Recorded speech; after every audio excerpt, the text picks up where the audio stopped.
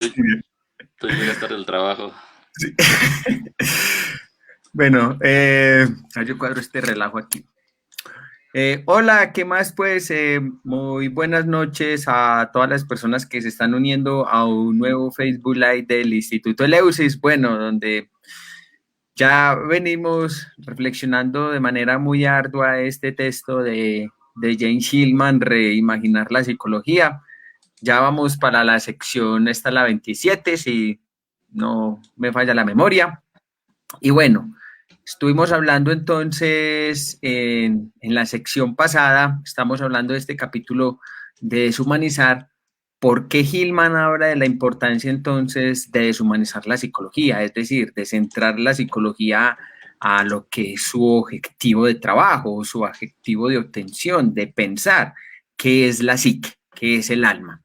Eso es muy importante y bueno, y una de las denuncias que hace Hillman entonces en su texto que él critica tan fuertemente es al humanismo, es decir, de que la psicología está al servicio de lo humano, que el alma debe estar al servicio del humano, que todo va centrado entonces hacia el desarrollo del potencial humano, hacia el crecimiento del humano, hacia expandir la conciencia del humano, pero entonces el alma queda en un segundo plano, es decir, queda en esta connotación utilitarista al servicio del ego. Ahí hago pues como un pequeño resumencito pues así rápido.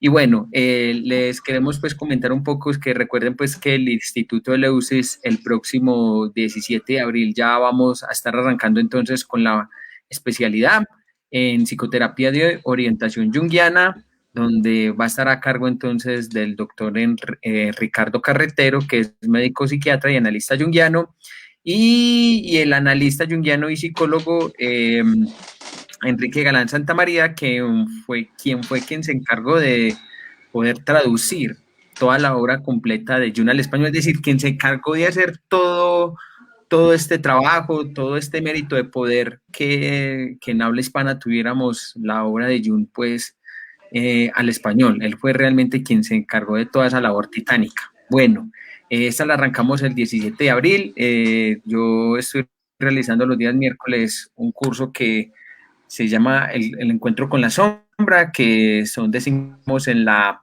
tercera. Y bueno, y Ale Chavarría, él tiene un podcast que se llama El mito de la realidad, donde entonces él da pequeñas reflexiones, pequeñas cápsulas o pequeños aforismos que nos invitan mucho a la reflexión, a pensar la relación de la psicología, de la psicoterapia, de la educación, de temas que como psicólogos nos confronta muchas veces y que tenemos que pensar en profundidad. Entonces pueden encontrar su podcast ahí en Spotify, lo pueden buscar como el mito de la realidad. Ahí en Spotify, ahí mismo escriben el mito de realidad y ahí le aparecen los podcasts. Bueno, Ale, buenas noches, ¿cómo estás? Hola, Joan, buenas noches. ¿Qué tal a ti y a todos? Bienvenidos a otra sesión más. Pues mira, como tú bien dices, el capítulo que estamos revisando está centrado en la crítica que hace Hillman hacia el concepto de humanismo, ¿no? Al concepto de humanismo desde el propio humanismo moderno. Por ejemplo, es curiosa esta situación porque el humanismo moderno para Hillman, más que ser una oportunidad de poder hacerle justicia al hombre, lo demerita al quitarle la base de su propia existencia, que es el alma en sí misma, ¿no? Ya veamos, acuérdense de ustedes que la definición de alma la tratamos en los primeros capítulos, porque precisamente era importante para poder llegar a esta situación. Entonces, este proceso imaginativo de creación, de construcción continua de imágenes, no aparece dentro del contexto del humanismo. El humanismo es solo para Hillman, ¿no? Y desde el punto de vista que lo está tocando, es un esfuerzo moderno, es un esfuerzo de la cultura moderna por entronizar al sujeto solamente desde su propio ego, ¿sí? Y llevarlo hacia las cimas positivas de su existencia, es decir, sesgando aquellos elementos que no son compatibles con el ideal de la modernidad acerca de lo que es el hombre. Es interesante, John. Mira, si lo relacionamos nosotros con el concepto de la modernidad, Bueno, y ahí sumamos el otro concepto que es el de la posmodernidad. Podemos ver que uno de los elementos esenciales de la modernidad es precisamente esta necesidad constructiva y progresista continua. Es decir, la modernidad está basado en el mito del progreso, en el mito de la elevación, en el mito del avance, el ferrocarril, por ejemplo, la tecnología, los viajes espaciales ahora, ¿sí? Las computadoras en este momento, el crecimiento de los procesadores y todo eso, La eh, eh, velocidad. la velocidad, le llamaba Paul Virilio la velocidad de la liberación. La modernidad es una época en donde continuamente estamos avanzando. O sea, vivimos bajo la premisa de que todo tiene que progresar y todo tiene que ir hacia adelante, de que las cosas no pueden regresar, de que las cosas tienen que siempre ser, ¿cómo se llama? Un crecimiento continuo. Esta imaginería ahí presente en la modernidad, nosotros la volvemos a ver, por ejemplo, en la psicología humanista, cuando autores como Maslow o autores como Rogers, Carl Rogers, exactamente. Frank, Sí, incluso podemos meter ahí otros como Eric Fromm y todo Chris eso. Peirce. Se centran precisamente en esta necesidad de que el sujeto esté creciendo, de que el sujeto esté moviéndose cada vez más hacia la superación de sus propias dificultades y limitaciones, para llegar a las cimas del potencial humano. De hecho, la psicología transpersonal, por ejemplo, es una psicología que está construida en base a esa misma premisa, es decir, sobre la búsqueda, ¿sí? Pero no una búsqueda, ¿cómo se llama? No una búsqueda sin sentido, sino una búsqueda con un objetivo determinado de poder brindarle a la persona, ¿sí? La máxima potencialidad de sí misma. Ajá, es decir, a través de la búsqueda de los estados alterados, perdón, estados Conciencia. alterados, sí, estados alterados de conciencia, sí, de las, de Del- las de ese experiencias estudio, cumbres. eso, y de esas y del estudio de las dimensiones espirituales de la psique, que es algo que se centra mucho también en la psicología transpersonal que en realidad muchas veces habla como ameritar al ego en este trabajo, pero que con el estudio en realidad este proceso lo que se está haciendo es empoderar muchísimo más al ego de una situación para que crezca, para que se desarrolle, para que vaya más hacia adelante. Y hasta incluso lo hacen también porque vos sabes que la psicología transpersonal es la combinación entonces de Oriente y Occidente, de lo que trae el budismo, el taoísmo, todo esto con las técnicas de Occidente también, pero que muchas veces lo que hacen es dentro de este trabajo no es tanto comprender el logos del alma, la imaginería del alma, sino cómo se puede poner todo esto a servicio del ego, para potenciar el ego, para potenciar lo humano, que el ser humano, digamos, en esta carrera tan acelerada que estamos viviendo, que eso está fuera de fuera de nuestra lógica, porque no podemos pues parar eso. Entonces, esa crítica tan exacerbada entonces de que nos están deshumanizando, supuestamente, es todo lo contrario, que tanto humano que somos, nos están repotenciando muchísimo más desde todas estas áreas tanto de la psicología transpersonal como el humanismo para poder ser cada vez más engranados y poder responder ante el engranaje de la maquinaria capitalista. Pero que eso es algo de los cuales ellos muchas veces también no reflexiona porque, como diría Gilman en este caso, cuando aparece entonces la patología, cuando aparece la morbidad, la enfermedad, es un lugar, pone al ego en un lugar muy diferente y lo desplaza para verse en sí el alma enfrentada a su propia imagen, en su propia reflexión, más allá de lo que el ego tenga que decir. Entonces, eso es muy importante porque entonces lo que hacen estas psicologías, tanto el humanismo como la psicología transpersonal, es combatir eso, es combatir el sufrimiento, es combatir el dolor. Entonces desde dos lugares sale, y perdona que te haya interrumpido ahí en ese momento, desde dos lugares, eliminar el sufrimiento, reducir el sufrimiento o mirar qué ese sufrimiento, qué tiene para enseñarme, qué tiene para decirme, qué tiene para mejorarme.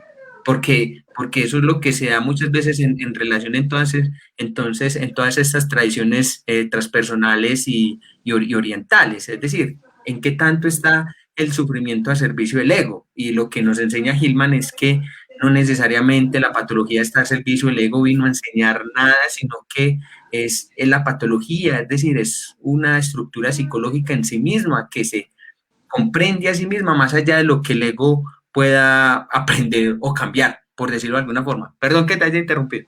No, está bien, lo complementas muy bien. En ese sentido, digamos, entonces el problema del humanismo es que sin darse cuenta se centra en una sola imagen, en un solo elemento del propio psiquismo, que es precisamente el ego, ¿no? La visión egoica.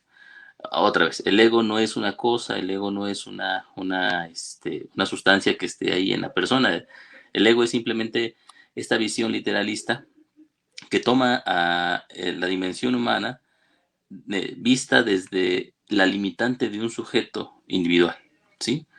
Es decir, es una visión que solamente particulariza el concepto de lo psíquico y lo amortiza en una sola, en un sujeto limitado, que es la persona en este momento. Por lo tanto, cuando el humanismo habla de los factores humanos, no está hablando exactamente de los factores humanos en su totalidad, sino está hablando solamente de una pequeña dimensión que anhela, ¿sí? Buscar salidas espirituales hacia, digamos, fases de su propio desarrollo, en las imágenes culturales en las que está inmersa. No es, no es la totalidad del ser humano. El ser humano, como hemos visto nosotros, y como los griegos lo asumían, es él mismo y la negación de él mismo.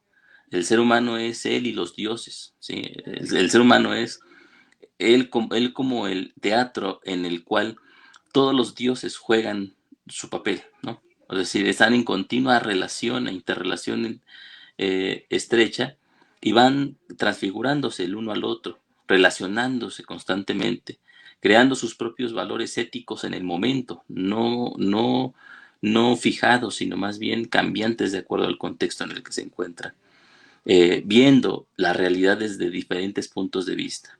Un elemento como el amor, un elemento como el medio, un elemento como la valentía, pueden ser completamente distintos dependiendo del Dios al que en este momento estemos, perdón, el Dios perdón, me trabé. El Dios en el que nos estemos auxiliando. Se le lengua la traba. Se me lengua la traba, exactamente. Dependiendo del Dios al que estemos nosotros rezando en este momento, el sentimiento, la imagen que se nos presenta cambia, es diferente. Es diferente porque yo no soy yo nada más. Es decir, yo como ego voy transformándome y voy reconfigurándome. Soy más de lo que soy. ¿Sí? Un ser humano no puede ser el contenedor, el continente de sus imágenes psíquicas. Las imágenes psíquicas siempre nos rebasan, siempre son más que nosotros. Por eso cuando los pacientes llegan a terapia, eh, eh, digamos, en conflicto constante con estas imágenes psíquicas que se les presentan a través de patologías, a través de problemas matrimoniales, a través de situaciones de ansiedad, de angustia, ¿no? Cuando llegan con todas estas imágenes en carne viva, de las primeras intervenciones que se, digamos, que ocurren, ¿sí? Es decir, no que se prescriben, sino más bien que ocurren es poder liberar al sujeto de la carga de estas imágenes, ¿sí? No son mis imágenes, no soy yo el que las crea, no soy yo el responsable de las imágenes, ni siquiera yo soy el responsable de mis patologías. Estas me ocurren y yo tengo el papel de estar a la altura de las mismas. de dar una respuesta ante eso que se me está presentando, pero no es mío, es decir, yo no lo creé. Cuando yo tengo, o sea, si tengo un cuadro depresivo, ese cuadro depresivo yo no lo premedité, yo no lo hice, ¿no? Me ocurrió por las circunstancias en las que estoy inmerso y que yo no quise meterme muchas veces en ese cuadro, ¿no? O sea, esas circunstancias me llegaron y yo no supe cómo resolverlas o no estuve a la altura para poder asumirlas como tal, pero siempre tengo la oportunidad de estarlo, ¿no? Entonces, una de las primeras prerrogativas en el ámbito de la terapia es precisamente liberar al sujeto de la responsabilidad que no le corresponde, ¿sí? Es decir, esto, hacer la diferencia entre lo que le corresponde a los dioses y lo que le corresponde al sujeto como tal. Ujú. Y además, una vez que se puede hacer esto, entonces empieza el juego del entendimiento de cuál es mi identidad. Mi identidad no solamente es aquella que yo creo que es, sino que es también aquello que me rodea y el contexto en el que yo me encuentro. O sea, mi identidad soy yo y mi relación con los demás. Mi identidad soy yo y mi relación con las imágenes que están presentes ahí en mi vida, en la vida psíquica que yo vivo, ¿sí? O sea, que yo vivo, pero que tampoco me pertenece, que tampoco es mía, sino que me ocurre. Esta es una situación interesante, porque entonces hay mucho de lo que sucede, o sea, la psicología, por ejemplo, la psicoterapia en los últimos momentos, sobre todo en su fase más popular en la rama de la autoayuda, está basada en en el ideal de que el sujeto es responsable y tiene que tomar, eh, eh, y tiene que ser hiperresponsable de las situaciones en las que se encuentra, ¿no? A él le compete su crecimiento personal, a él le compete estar mejor, a él le compete curarse, a él le compete hacer todo lo que pueda para poder desarrollarse. Pero no es cierto. Es decir, el sujeto no puede hacer todo eso. El sujeto está cargado de un peso que obviamente no le corresponde, pero que sirve para algo en esa situación. En este sentido, lo que nos está diciendo Hillman entonces es que el humanismo, al querer centrarse solamente en el sujeto como ego, ¿sí? No está realmente haciéndole justicia al ser humano. Al contrario, lo está separando de su contexto y no le permite poder entrar en contacto e integrar aquellas partes que también le pertenecen, ¿sí? Que le pertenecen en el sentido de que él forma parte de ellas.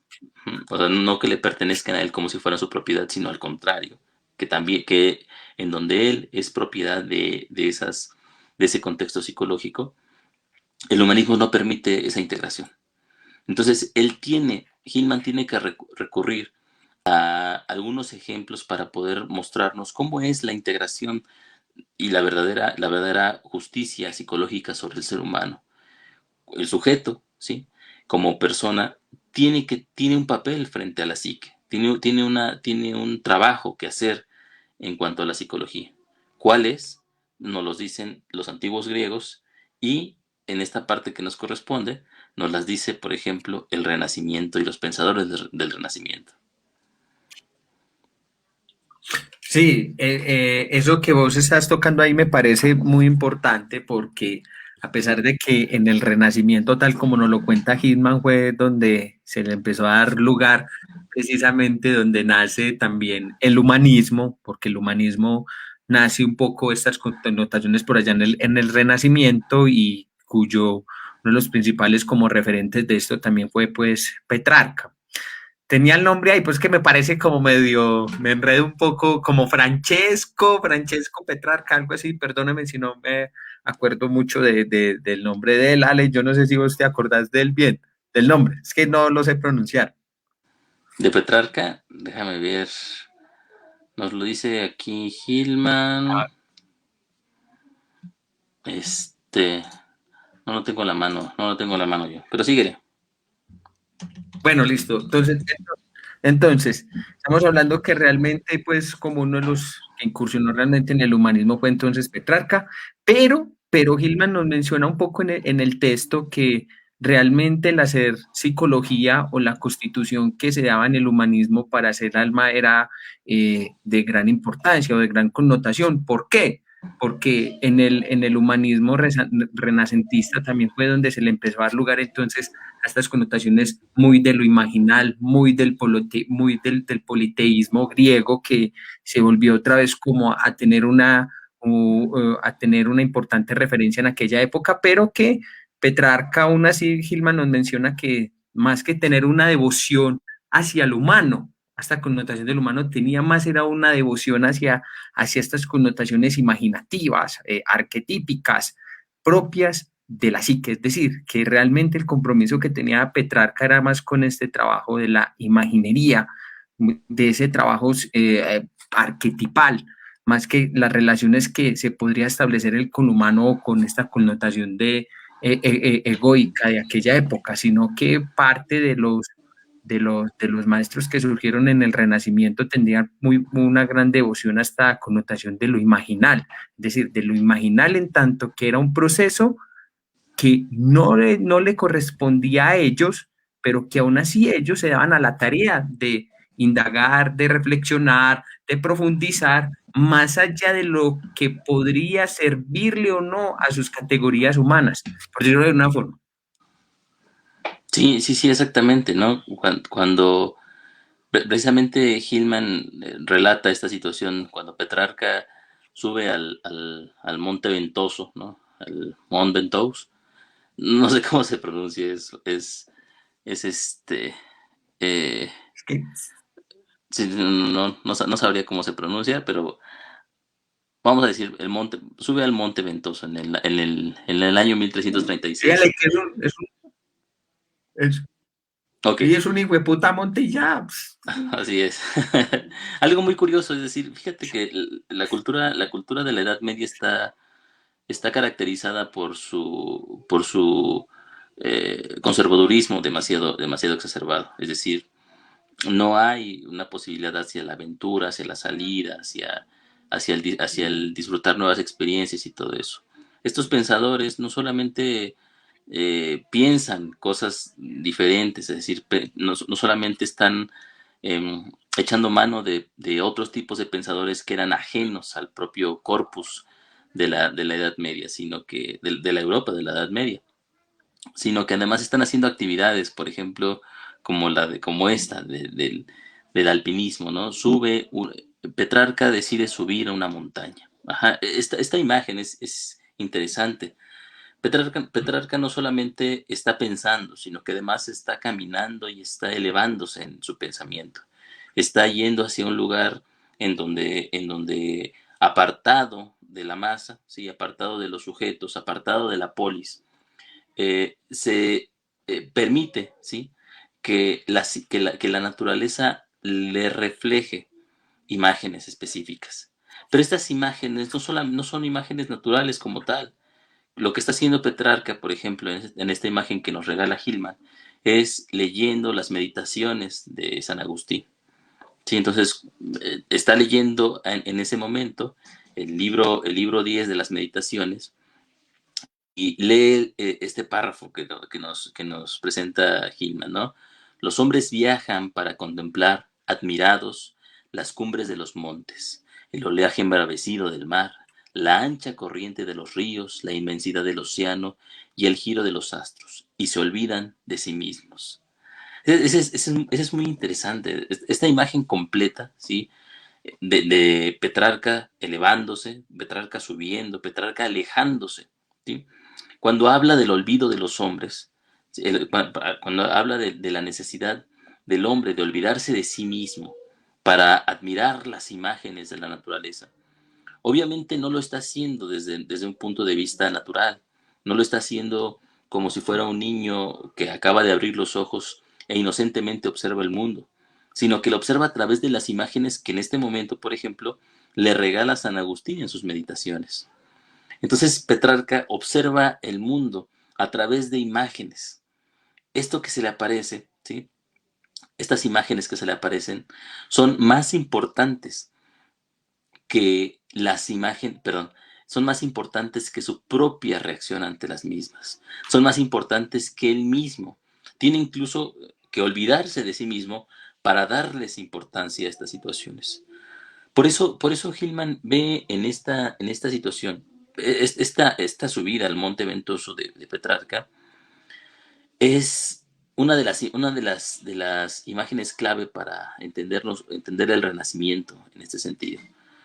Porque, digamos, confía más este pensador en la imagen que está experimentando en ese momento, pero también sabe que esta imagen que experimenta no es una imagen suya, sino que es una imagen que le es dada y que necesita olvidarse de su propia, ¿cómo lo podríamos llamar? De su propia vivencia, de su propia necesidad, de su propia idea acerca de la misma, para poder permitir que esta imagen emerja tal como tiene que ser, ¿no? En otro momento, por ejemplo, más adelante, muchos siglos más adelante, Nietzsche diría algo parecido en cuanto al espíritu.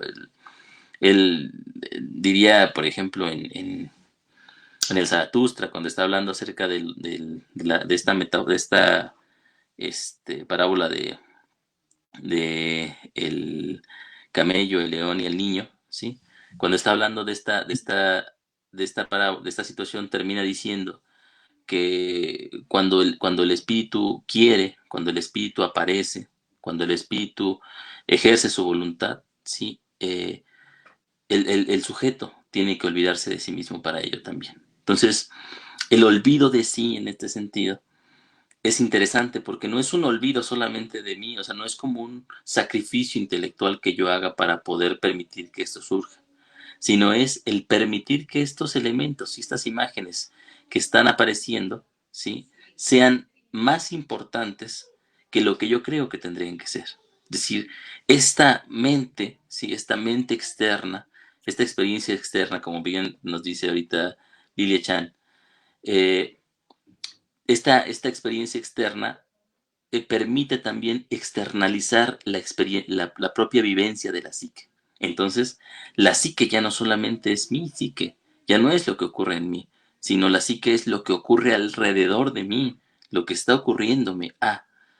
Esta situación, John, o sea, tiene tremenda relevancia porque nos conecta con esa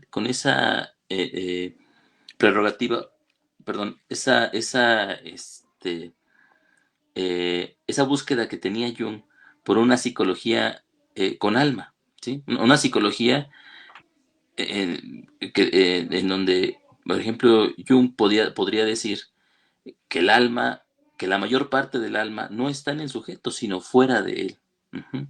O sea, el sujeto solamente tiene una pequeña porción de alma, que cuando la literaliza, entonces la convierte en una búsqueda de situaciones personales o físicas, ¿no? Como si la psique pudiera, por ejemplo, enclaustrarse en un órgano como el cerebro. Pero Sí, cuando vamos o de más allá, experiencias cumbres. exactamente, pero cuando vamos más allá, ni el cerebro ni la experiencia cumbre pueden limitar el proceso de la psique, sino que esto implica un elemento más amplio, algo diferente. Sí, yo igual me voy a salir un poco aquí.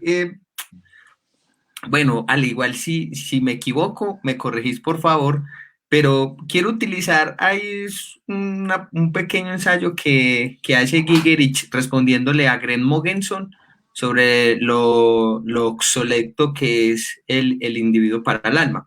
Aquí solamente voy a tomar esto un poquito porque en relación a esto que vos estás diciendo me llama mucho la atención porque en estas experiencias que, es decir, cuando estamos rodeados por el alma, es decir, en este proceso el individuo queda, es decir, la lógica del individuo, del ego, de lo que él expresa, de lo que él dice, ante esa imagen que se le impone, ya queda obsoleta, es decir, ya queda en un segundo plano, donde eso ya no es relevante para aquel Dios que se le impone, aquella imagen que lo empieza a cuestionar y a poner desde otro lugar de entendimiento muy diferente.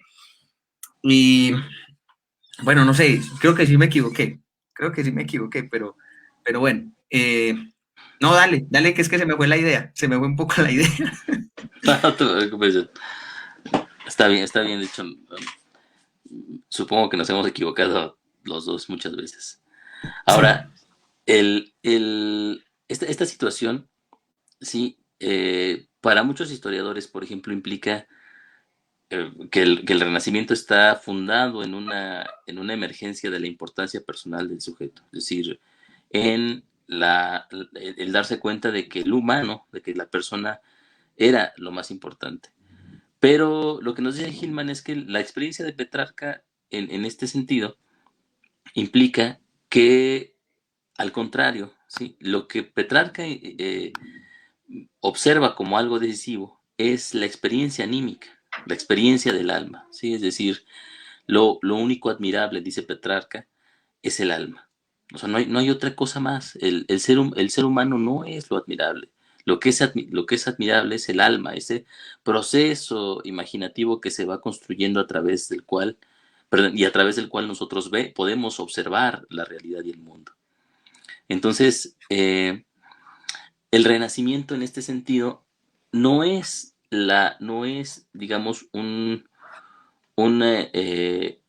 es la construcción de un pensamiento alrededor del sujeto o de la persona en sí misma, sino es la emergencia de un conjunto de imágenes que le van permitiendo a ciertos pensadores poder asumir elementos anímicos que van construyendo, digamos, una riqueza de pensamiento que no existía años atrás, ¿sí? Es decir, para Hillman el Renacimiento es como una fuente de imágenes constantes, imágenes hermosas, pero también imágenes muy patológicas, a través de las cuales pensadores como Petrarca, ¿sí? Pensadores como Marsilio Ficino, o pensadores como Giordano Bruno, van construyendo su propio pensamiento.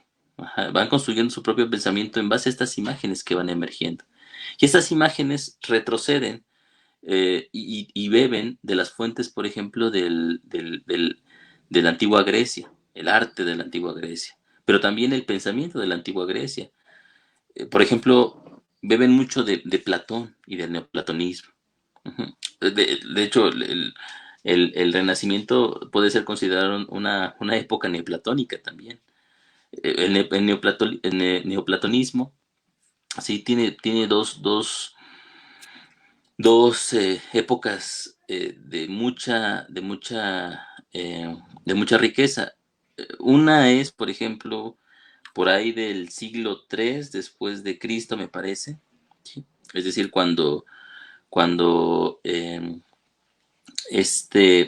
Plotino escribe las Eneadas, en este sentido hay un retomar los preceptos platónicos, reconstruirlos, sintetizarlos, hacer un sincretismo con el conocimiento hermético, religioso, el cristianismo incluso, y crear a partir de eso una doctrina filosófica, sí, pero también una doctrina espiritual al mismo tiempo, que permitiera a los sujetos conocer de mejor manera el mundo en el que nos encontramos. El neoplatonismo, por ejemplo, en este sentido tiene muchas vertientes, porque no solamente termina ahí, o sea, la escuela en la que florece el neoplatonismo dura más o menos unos 3 siglos, por lo mucho, y después desaparece. Pero el pensamiento que emerge de eso mismo va alimentando al gnosticismo, va alimentando a la literatura caballeresca, va alimentando a las sectas paganas, por ejemplo, va construyendo lo que más tarde será el inicio del Renacimiento, por ejemplo. El Renacimiento en este sentido, en el pensamiento de Ficino, en el pensamiento de Petrarca, tiene sus raíces en estos mismos elementos neoplatónicos y surgen como una contraposición al aristotelismo imperante, que era un naturalismo a rajatabla, es decir, un naturalismo que no permitía que otra cosa que no fuera lo puramente empírico, ¿sí? Estuviera en boca del pensamiento de los grandes filósofos del momento. Entonces, cuando Petrarca, cuando todos ellos empiezan a hablar acerca de la unidad, de los elementos ideales, del alma, del espíritu, empiezan a confrontarse con el pensamiento imperante en ese momento. Entonces, el, el Renacimiento es una época bastante importante para Hillman, pues ve en ella, como tú bien lo dijiste hace rato, ¿sí? Una situación que emparenta el pensamiento de esos grandes hombres con su propio pensamiento. La psicología arquetipal tiene sus raíces para Hillman en el neoplatonismo del Renacimiento.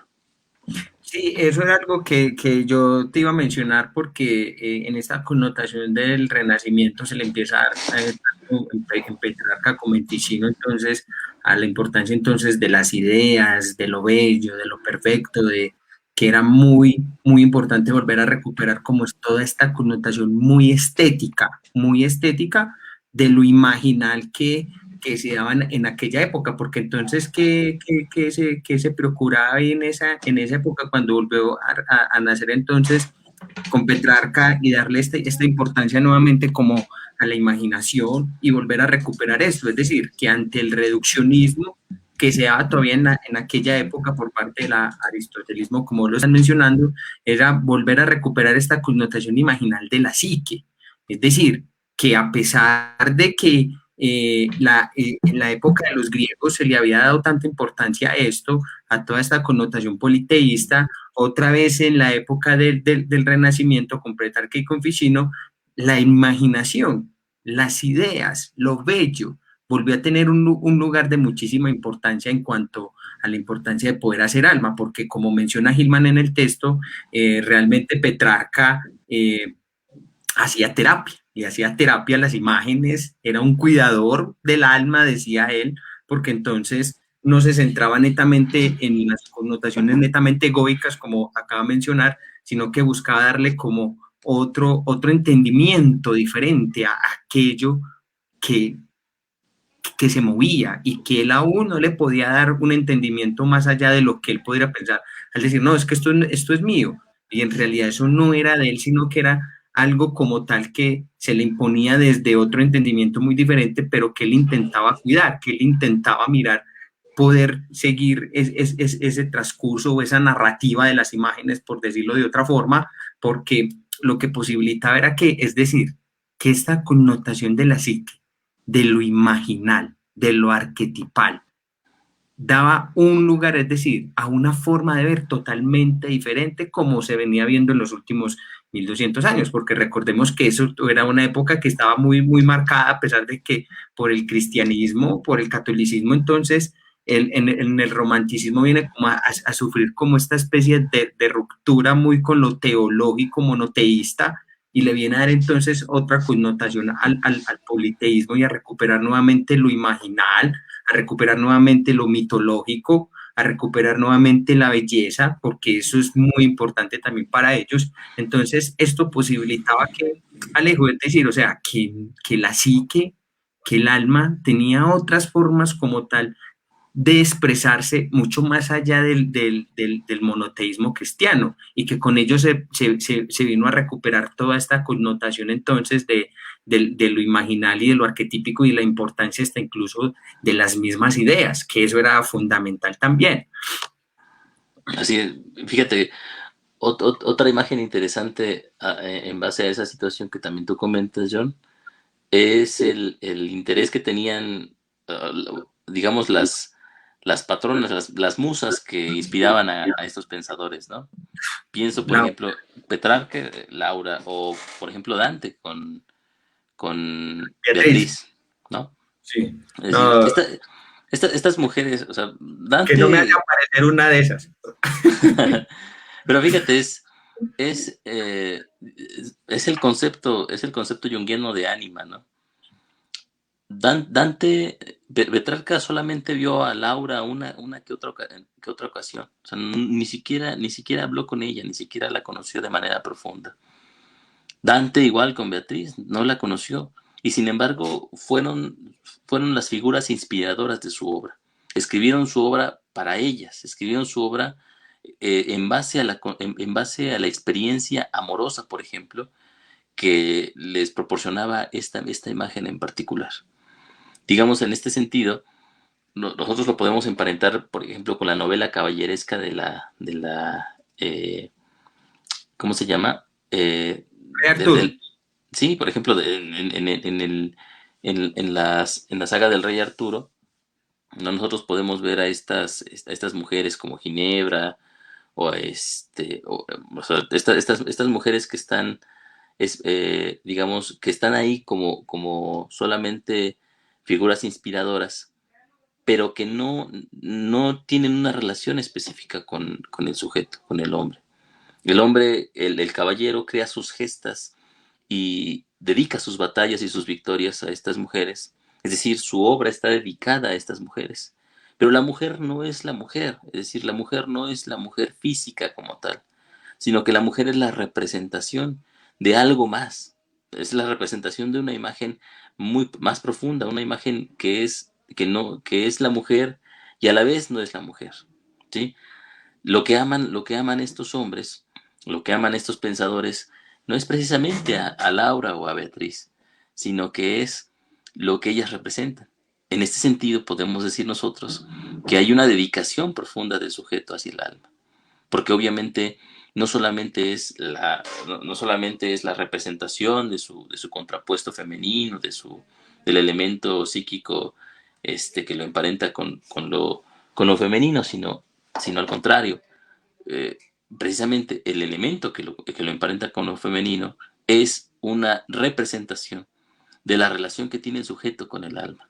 ¿Sí? Es decir, estos pensadores crean una obra, ¿sí?, dedicada al trabajo y al esfuerzo que tienen para poder estar en contacto con el alma como tal. El alma es lo importante. El alma es ya hay una diferencia aquí, John, interesante entre lo que, por ejemplo, hacen los pensadores del Renacimiento y lo que hacían los pensadores de la antigua Grecia, ¿no? Estoy pensando en Homero o en Hesiodo, por ejemplo. Ellos recurren a las figuras femeninas para poder construir su propia obra. Es decir, son ellas las que hablan a través de ellos. Canta o Musa, ¿no? La cólera de Aquiles, está diciendo que la que tiene que hablar es ¿cómo se llama? La musa. La que tiene que decir es la musa. El hombre entonces es un receptáculo de aquello que se dice a través de él. Pero en la figura del Renacimiento ya hay algo distinto, porque estos hombres no solamente están hablando lo que el alma está expresando, sino, perdón, ya tienen un criterio, ya tienen un momento reflexivo a través del cual aquello que se presenta en su propia experiencia, ¿sí? Eh, entra a través de un filtro, ¿sí?, de reflexión y llega a ser una experiencia psíquica. ¿Sí? Es decir, a diferencia de los antiguos griegos, a diferencia de los pueblos primitivos, por ejemplo, en donde lo que habla es la cultura que está alrededor de ellos simplemente, el hombre del Renacimiento ya tiene una posición frente a ello. Uh-huh. Es decir, ya se pone frente al alma, ya decide, ya no está poseído por esta imagen femenina que se expresa, sino que eh, se puede, ahora él mismo es capaz de subsumirse ante esa figura, ¿sí? Hay una gran diferencia entre ser poseído y servir a alguien, ¿no? El hombre del Renacimiento se convierte en un sirviente del alma. Y esto es interesante porque entonces eso habla de un cambio en los procesos de conciencia que no existían en otros momentos. El pensador entonces ya no solamente, digamos, está llevado por esta corriente psíquica, sino que ahora puede darle voz y él mismo, a través de su olvido de sí, puede encontrarse a sí mismo en este proceso de estar construyendo una relación con el alma que le rodea. Sí, eso último, sí, ahí sí ya yo se lo voy a hacer como pregunta de entrevista, porque eso fue un poco muy denso. Yo lo entiendo, pero de pronto para la gente que nos está escuchando, si pudieras aclarar un poquito más esta importancia, entonces decir que este encuentro, que el olvido de uno mismo es el encuentro, entonces, es decir, del alma consigo misma, pero que dentro de ese proceso está uno también ahí metido, es decir, eso está ahí dentro. Lo que pasa, si te entiendo bien, si te la agarré bien, es decir, o sea, que dentro de ese proceso en el que es decir, porque en los griegos era la musa la que nos inspiraba. Aquí en el Renacimiento, es decir, nosotros estamos al servicio de las musas. Es decir, o sea, ya somos nosotros quienes le damos voz a ellas ahí. Es decir, que al alma misma ahí en ese proceso. Sí, sí, exactamente, exactamente. Mira, Jung, ay, se me va este concepto, yo no sé si tú lo recuerdes, es un concepto muy, este, eh, cuando Jung habla de los pueblos primitivos, habla de esta fascinación que tienen con las imágenes que los van poblando. Pero, el concepto de participación mística, ¿Qué ¿sí? participación?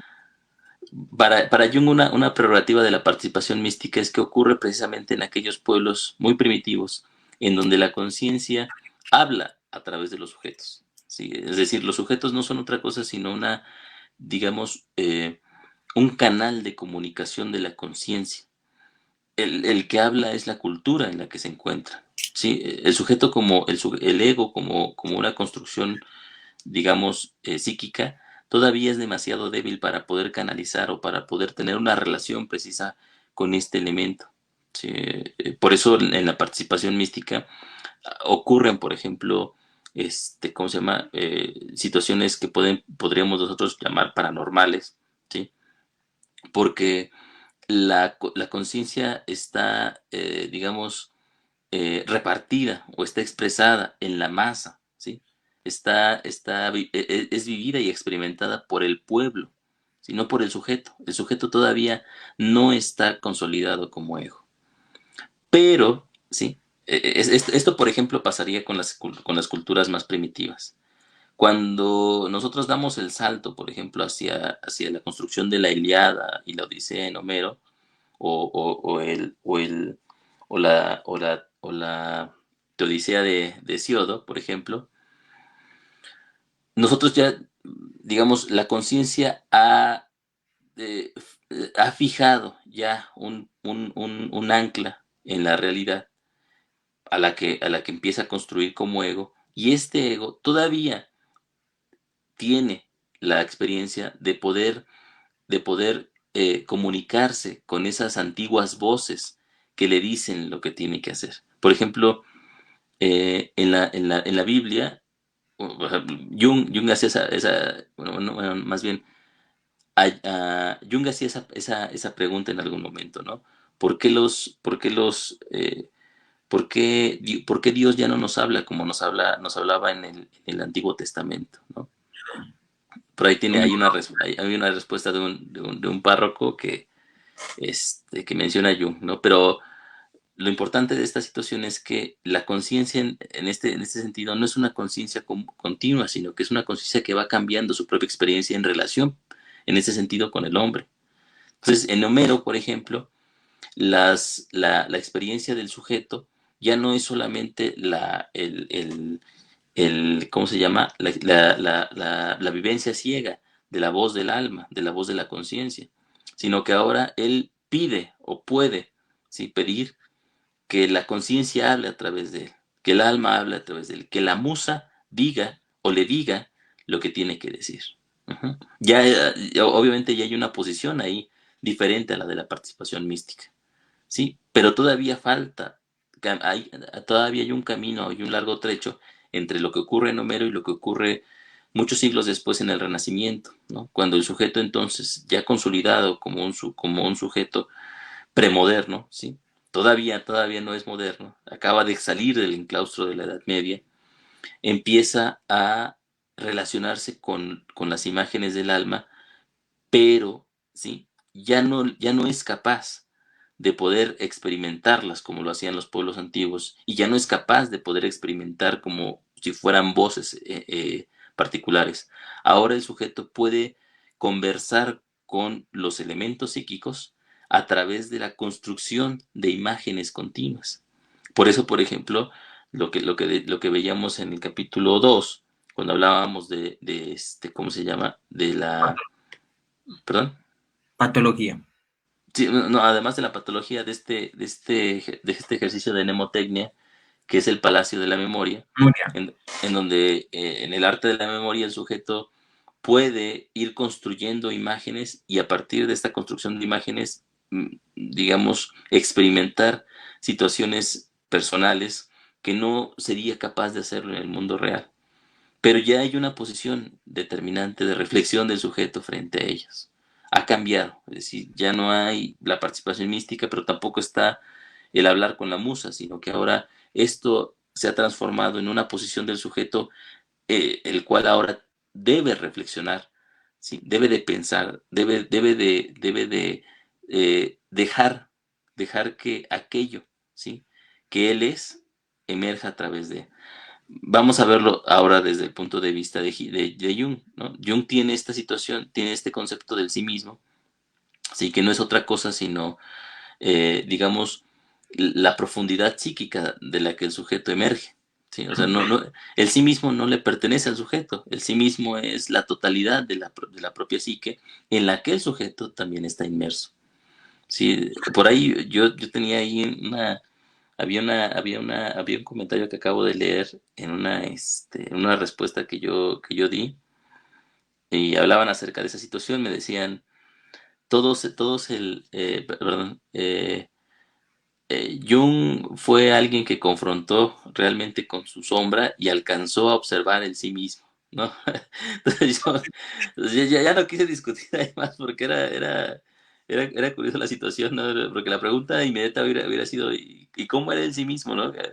Nos dijo Jung cómo se veía, cómo estaba vestido, o dónde estaba parado el sí mismo para que lo pudiéramos observar. Obviamente es una tontería decir que Jung observó el sí mismo, vio el sí mismo, porque el sí mismo no existe, ¿no? El sí mismo es una experiencia en particular que Jung imaginó como el momento de confrontación de la totalidad consigo misma. Una Pero metáfora. una metáfora, exactamente, una metáfora de algo que realmente ningún sujeto puede alcanzar como tal. Lo puede alcanzar la conciencia, lo puede alcanzar el alma como eso mismo, ¿no? Sí, Pero, pero pero uno no. Pero en este sentido, ¿sí? Este camino de individuación para poder alcanzar el sí mismo ya no marca una diferencia entre el hombre primitivo y nosotros.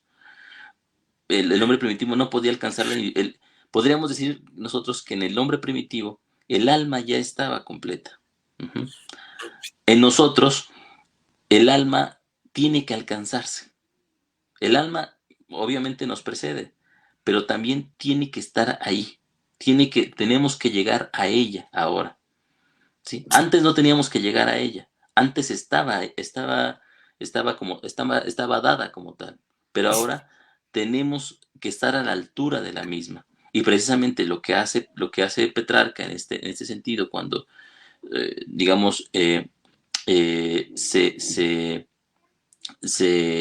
bueno, cuando toma, perdón, a Laura como la figura rectora de su propia obra, es precisamente posicionarse ante esa imagen anímica y construir su obra en base a esa misma imagen.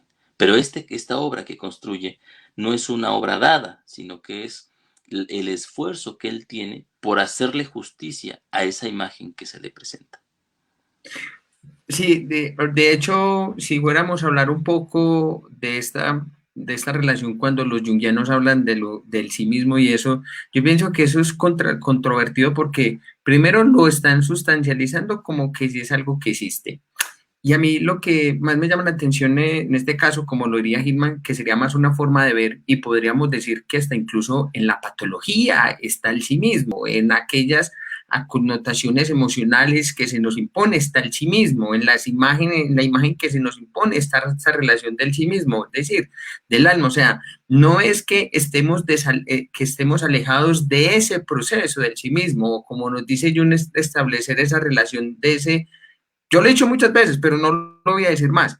Entonces, o sea, si nosotros realmente nos damos cuenta, todo el tiempo estamos, esa experiencia del sí mismo, todo el tiempo se está transitando, todo el tiempo se está viviendo, todo el tiempo estamos viendo a través de ella, queramos o no, sino que el asunto aquí es como los mismos junguianos eh, metaforizan, perdón, literalizan el concepto del sí mismo, lo hipostasían también y lo ponen en un lugar de que como que si fuera algo que hubiera que alcanzar o fuera algo que realmente tiene una sombra o algo, no, ni es sombra ni es luz, es quienes con esta connotación egoica, moralista, ética, es decir, el sí mismo debe de ser esto, el sí mismo debe ser una cosa, debe ser la otra, esta es la sombra del sí mismo, y eso realmente es una connotación muy literalista, muy moralista, que va del ego hacia la imagen que se impone, pero ya como lo vimos en un capítulo anterior,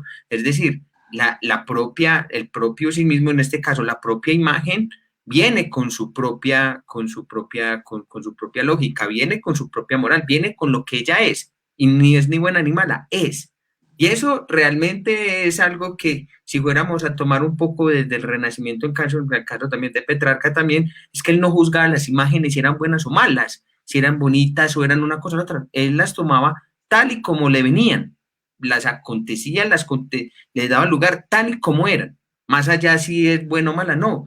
Y aquí uno de los problemas, Ale, que uno nota realmente como la relación propia de las imágenes y de aquellas ideas que se nos imponen es que hay un juzgamiento.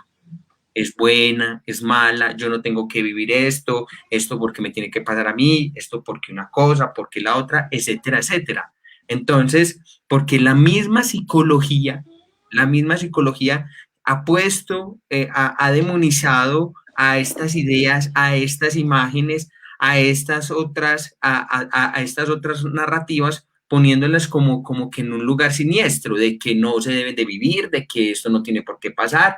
¿Por qué? Porque no es en el propio juzgar constantemente que se da, por ejemplo, como lo hizo Petrarca en su época, que acogía las imágenes, se entregaba a las imágenes, iba con la narrativa de las imágenes, se podría dar cuenta que realmente había algo que lo acontecía más allá de lo que él era como humano, que muchas veces eso no era importante, porque él ya estaba dentro de ese proceso. Entonces, si uno pudiera pensar un poco aquí también, Alejo, por parte en este caso de los junguianos, ahí tienen un problema muy literalista con el concepto del sí mismo, que yo te voy a citar a vos que el sí mismo no es más que un yo repotenciado.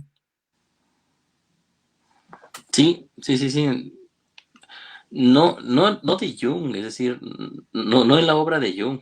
Jung es muy claro, bueno, no es muy claro, más bien es muy ambiguo en cuanto Sí, es muy al ambiguo. concepto al concepto de sí mismo, pero precisamente esa ambigüedad es una apertura para el pensar. O sea, a mí me parece excelente que Jung sea ambiguo porque no nos da una pista a través de la cual nosotros podamos, digamos, fijarnos para poder convertir a su concepto en una idea literal. Mm, Muchos junguianos, sí, o sea, muchos junguianos lo que hacen es convertir estos procesos en situaciones fijas, ¿no? Como si fueran estadios, piagetanos, ¿no? En donde todo el tiempo tenemos que pasarlos, y si no los pasamos estamos mal, estamos haciendo algo equivocado, ¿no? O siempre hay que dirigirse hacia ese elemento que en el pensamiento, tal como se expresa, existe para ellos mismos, ¿no? Como esta experiencia que yo te contaba, ¿no? Para esta psicóloga, yo creo que psicóloga junguiana, el sí mismo existe, el sí mismo es algo que está ahí y que tiene que ser alcanzado. Pero sí. déjame leer aquí un comentario eh, de que nos están poniendo aquí, mira, Elba Meana nos dice, Todos los movimientos, renacentista, barroco, neoclasicismo, buscan el alma, solo que lo hacen en cada etapa con procedimientos y modalidades formales diferentes. Lo que ocurrió con el Renacimiento fue que produjo un encuentro del ser con lo más humano de su naturaleza, pasando de un enfoque teocéntrico a un enfoque antropocéntrico. No en vano aparece en el Renacimiento por primera vez el autorretrato. Podría ser, ¿no? Vamos a ver, digamos, es la postura oficial, es la postura que nosotros estamos criticando realmente. Sí, Hillman lo que nos dice es que cuando precisamente se nos hace en el corpus histórico, se nos hace la aclaración de que el Renacimiento precisamente pasa de una, como bien dice Elba, pasa de un punto teocéntrico, es decir, de un enfoque basado en lo que pasa, en lo que dice Dios, ¿sí? En lo que una imagen supracelestial está expresando, hacia la importancia del sujeto como elemento personal, en donde él ahora es el que decide y reflexiona acerca del mundo en el que se encuentra, sí, precisamente es lo que está criticando Hillman y es lo que está diciendo el cambio, el cambio que parece ser del Dios al hombre, ¿sí?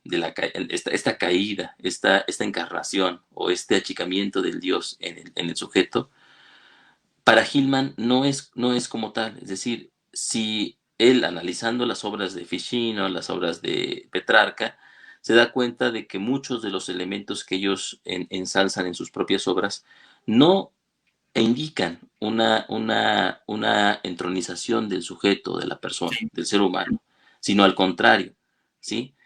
Ellos, más que pensar en la primacía de un Dios o en la primacía del sujeto, piensan en la multiplicidad de las imágenes que se les presentan. Ujú.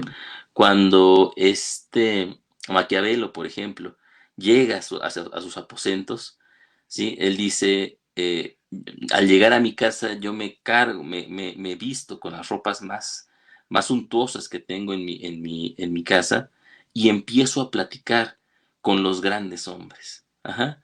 O sea, él no habla acerca de leer nada más, sino realmente platicar, realmente hablar, tener conversaciones con estos grandes hombres. Todos estos pensadores están teniendo constantemente conversaciones con los antiguos pensadores, pero las traducciones que les llegan son traducciones de segunda o tercera mano, son traducciones que no son inmediatas. Ellos están imaginando lo que era la Grecia antigua, ¿sí? Ellos están inventando la Grecia antigua a través de la imaginación. No están relacionándose con la Grecia antigua como tal, no están hablando con Platón como tal, sino que lo que les está llegando son imágenes a través de las cuales ellos pueden pensar lo que era la Grecia antigua y lo que era Platón. Por lo tanto, la Grecia antigua y Platón no son reales, ¿sí? En el sentido de formaciones literales, sino que son imágenes a través de las cuales ellos, digamos, pueden crear nuevas imágenes a sí mismas. Entonces, el proceso anímico, el hacer alma, ¿sí? Ocurre precisamente en la relación que tienen estos sujetos con las imágenes. No importa si son verdaderas o falsas. O sea, una imagen no es verdadera y falsa, una imagen es como tal. ¿Sí? Entonces, precisamente es la tirada de Hillman en este sentido. Nos dice que hay un malentendimiento completo acerca de cuál era el foco de los pensadores del Renacimiento. Nunca fue el hombre, ¿sí? El foco de estos pensadores siempre fue el alma como tal. Y hay que tener cuidado aquí porque entonces si confundimos nosotros a la realidad del alma con, con el hombre, si decimos que hay una relación, es decir, el sujeto, el alma solamente puede ser entendida a través de la relación con el hombre, a través de la ecuación personal, como dicen otros psicólogos, por ejemplo, entonces estamos achicando la experiencia anímica y la estamos limitando a una de sus imágenes. ¿Sí? El hombre no es otra cosa sino una imagen más del alma, una finalmente. faceta, una expresión de, pero no es todo, ¿sí? Es decir, el sujeto no puede contener esta situación.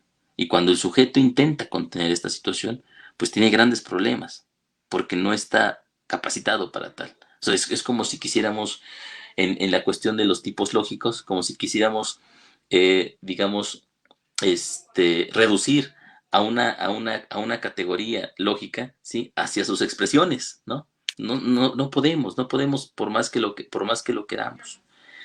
El concepto silla, ¿sí? No existe, no puede ser abarcado por ninguna silla, ¿sí? O sea, el concepto silla es un concepto allá, afuera, y todas las sillas se pueden, digamos, expresan ese concepto como tal, pero ninguna es el concepto. El ser humano tampoco es el concepto en este sentido del alma. El ser humano expresa y puede intentar estar a la altura. Y de hecho su vida es un intento completo de estar a la altura. Si nosotros lo pensáramos a través del concepto de individuación, podríamos decir que la individuación es el continuo estar la continua búsqueda de estar a la altura de lo que el alma expresa en la cultura de su tiempo. Sí, y en eso yo iba a mencionar algo en relación a lo que vos estás diciendo, a lo que nos está preguntando Elba, y es que realmente en el Renacimiento, tanto con Petrarca como que Finicio, lo que más que lo que procuraban ellos hasta incluso era salir de ese antropocentrismo de esa forma y darse cuenta que realmente hay una pluralidad, que hay algo multidimensional, pero es decir, multidimensional en la connotación de las imágenes a las que ellos respondían e intentaban estar a la altura. O sea, que en esa época, tal como es decir, nace el humanismo también, ellos también, principalmente ellos como pensadores se dan cuenta, no, que realmente se obedece a unas imágenes, se obedece a unas ideas que no están centradas en el individuo, que no están centradas en lo humano, sino que es en un trabajo en los cuales ellos se comprometen, que no es otra cosa que al servicio de las imágenes, que como Gilman menciona en el texto, como decía que en relación a Petrarca, que él era un cuidador de imágenes, que lo que era, le hacía era terapia a las imágenes en relación a lo que él tenía que responder, en relación a los estudios que había hecho también de San Agustín, de esas imágenes que le venían, pero como se le ni que no eran ni verdaderas ni nada, sino que era un proceso como tal de la imaginación. Que si nosotros fuéramos a meter ahí a Gigerich, se lo carga por delante también a Hillman en eso, porque, bueno, que esa es una de las críticas que le hace Gigerich a Hillman, es que no se comprometía con la verdad, por decirlo de alguna forma. Entonces, siguiendo un poco de esta idea, entonces, lo contrario, lo que constata Hillman en eso, en el Renacimiento y por medio de estos autores, es que precisamente hay una pluralidad, hay un politeísmo que no se centra en lo humano o ese antropocentrismo, sino que realmente se obedece a esa connotación muchísimo más de poder responder aquello que se le imponía a ellos y poder estar a la altura de ese proceso y de ese trabajo que les acontecía, pero que no contestaba ni a su desarrollo personal o a su ecuación personal como nos lo habla Jung, no, todo lo contrario. Así es. Entonces, bueno, el, el, eh,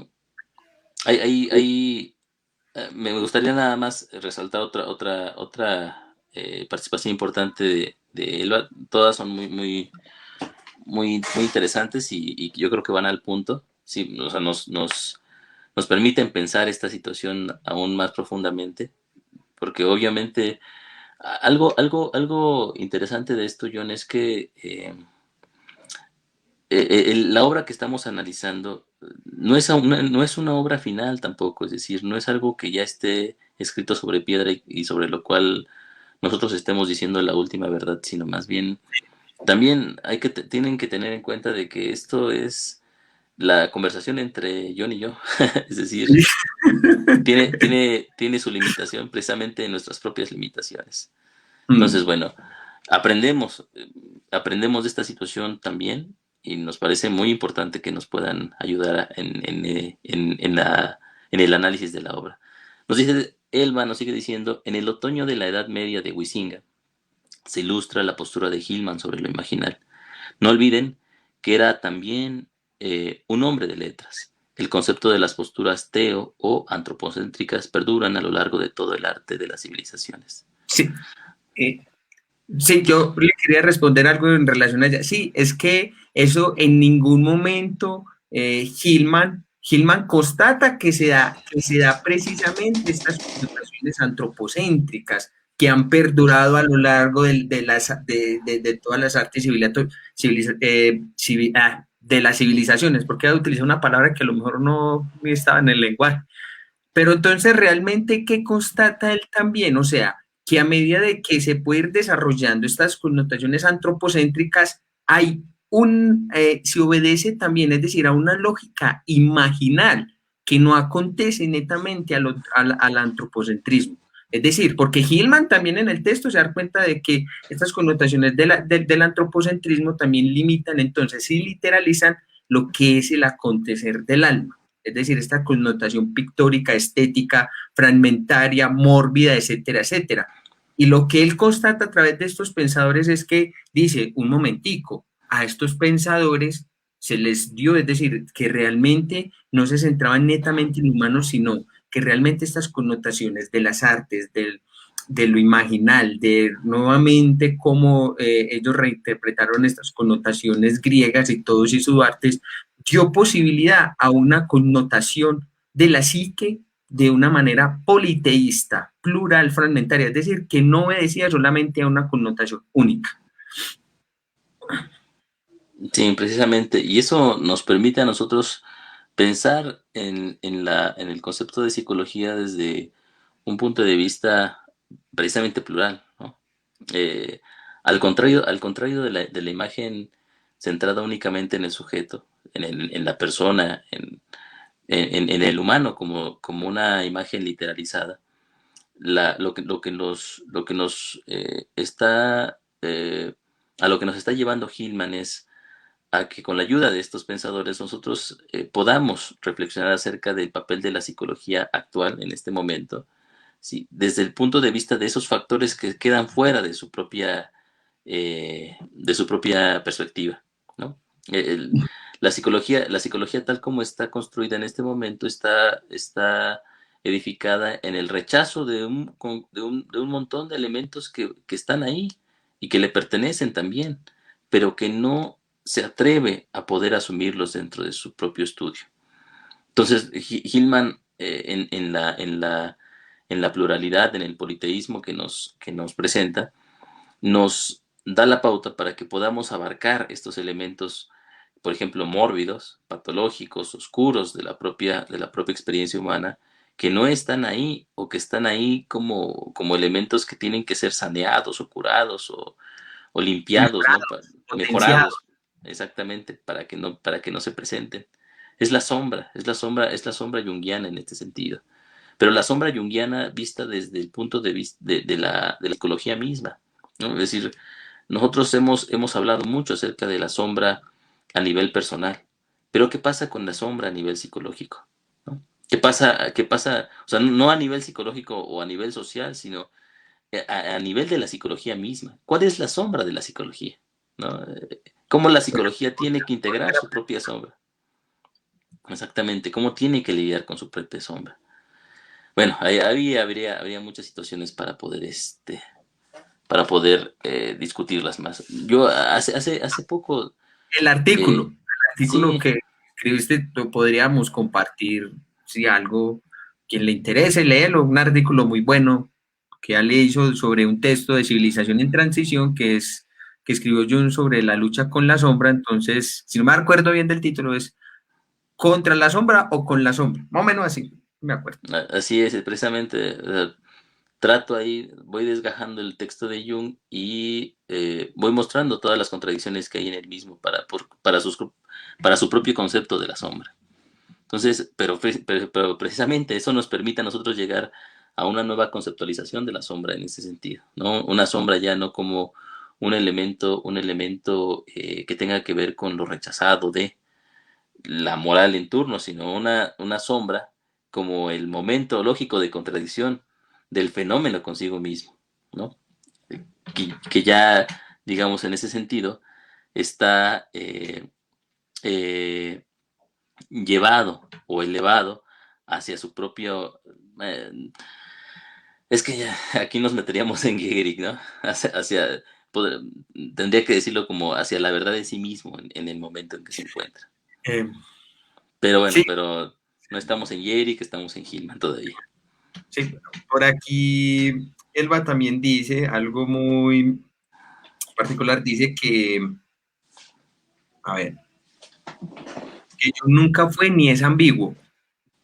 Yo pienso que había, es lo que había que reflexionarlo más, porque si uno se mete a profundidad en los textos de Jung, se da cuenta que en relación al arquetipo, en arquetipos y el inconsciente colectivo dice una cosa, por allá en otros textos dice otra cosa, en relación de lo que dice en el alma, en Ayón dice una cosa, en otros textos está diciendo otra cosa.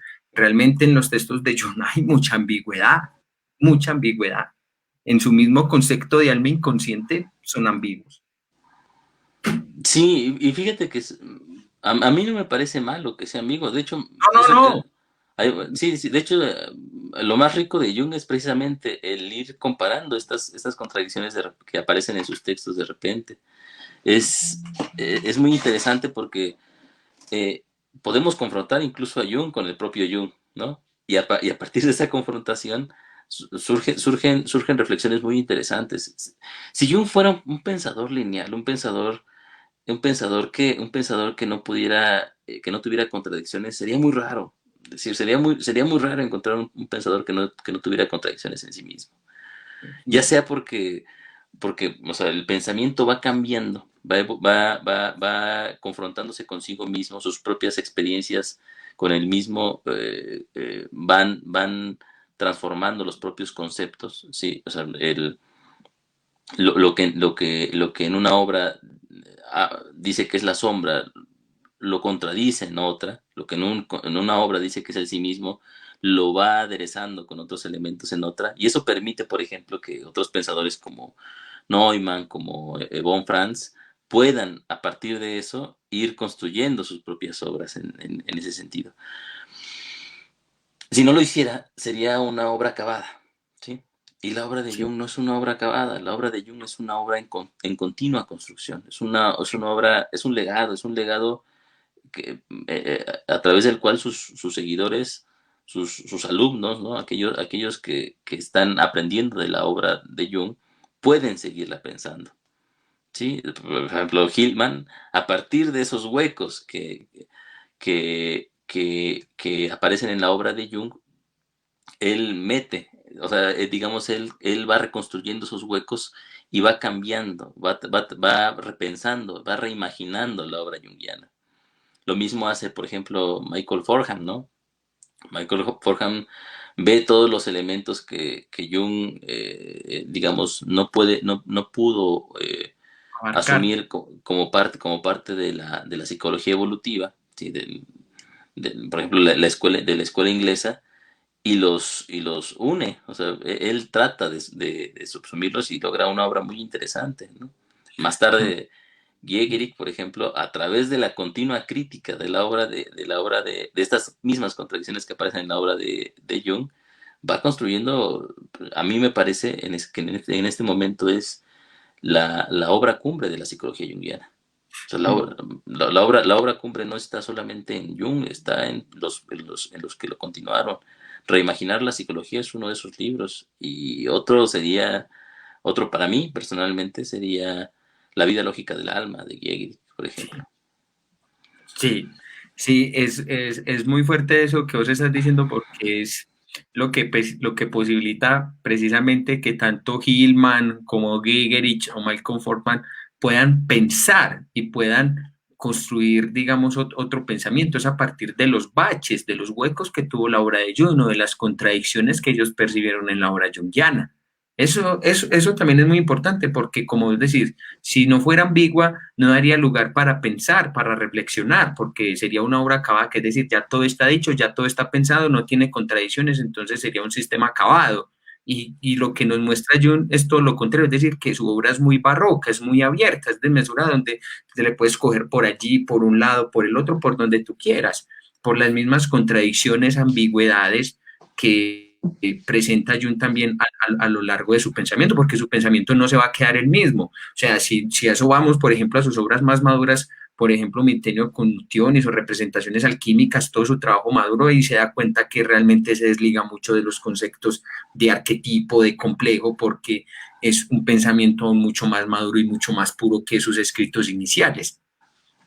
Me acuerdo de una frase, por ejemplo, en una comunicación que tiene personal que tiene Von Franz con Jung, eh, le decía, por ejemplo, acerca de la sombra. Le decía a Von Franz, la sombra en realidad es la totalidad de la psique, ¿no? O sea, cómo comparas eso? ¿Cómo, digamos, empatas esa situación con el concepto de la sombra, cómo se va desarrollando en su obra? Son conceptos en desarrollo en este punto. Pero bueno, John, yo hasta ahí Sí, sí, aguanto sí. porque ya ahora sí tengo mucho sueño. Sí, aquí ya son las, ay, puta, las 11:40. Sí, Bueno, sí, sí.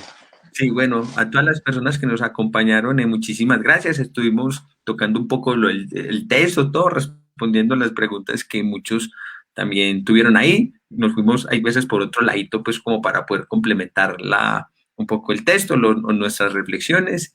Y bueno, recuerden pues entonces que las personas que todavía están interesadas en hacer la formación en la especialidad en psicoterapia y orientación junguiana, con el doctor Ricardo Carretero y Enrique Galán Santamaría, todavía hay inscripciones, pueden escribir ahí por interno que yo les respondo. Y bueno, recuerden también entonces el blog que tiene Ale, su podcast, El mito de la realidad, y lo pueden encontrar en Spotify también. Y bueno, nos vemos dentro de 8 días y muchísimas gracias. Nos vemos, cuídense mucho.